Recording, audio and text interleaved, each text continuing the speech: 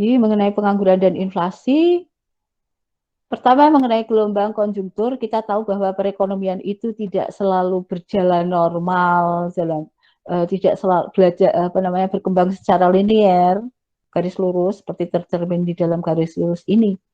Tetapi bahwa ada kalanya perekonomian itu mengalami ekspansi, ya bergairah, kemudian resesi, krisis, mulai melambat pertumbuhannya, depresi, kemudian akan terjadi recovery.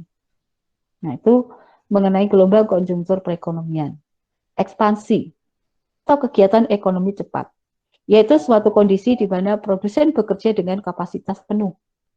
Tingkat investasi tinggi, jumlah uang dan kredit bertambah, kurs saham di bursa mulai naik, dan pandangan dunia usaha terhadap perekonomian sangat optimis.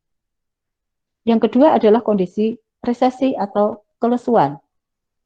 Nah, ini ditandai dengan harga bahan dasar naik, tingkat harga yang tinggi menyebabkan upah atau gaji harus dinaikkan pula menyesuaikan dengan kenaikan harga, ekspansi terhenti, kegiatan ekonomi mulai mundur, pertumbuhan ekonomi melambat, pendapatan nasional tidak bertambah lagi bahkan mulai merosot. Jadi bisa pertumbuhan ekonomi itu bisa makin pelan bahkan bisa negatif.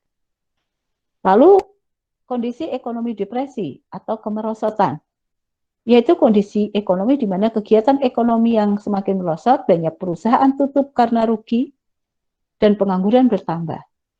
Pendapatan masyarakat berkurang. Ini di tahun 2020 ini, pertumbuhan ekonomi kita negatif 2, sekian persen. Itulah.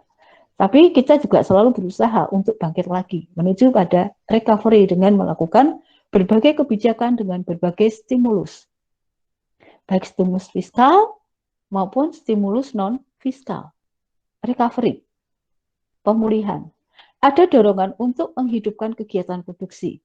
Pengangguran berkurang, mulai ada investasi lagi, mulai penjualan mulai bertambah dan harga-harga naik sedikit. Pandangan dunia bisnis atau swasta menjadi lebih optimis.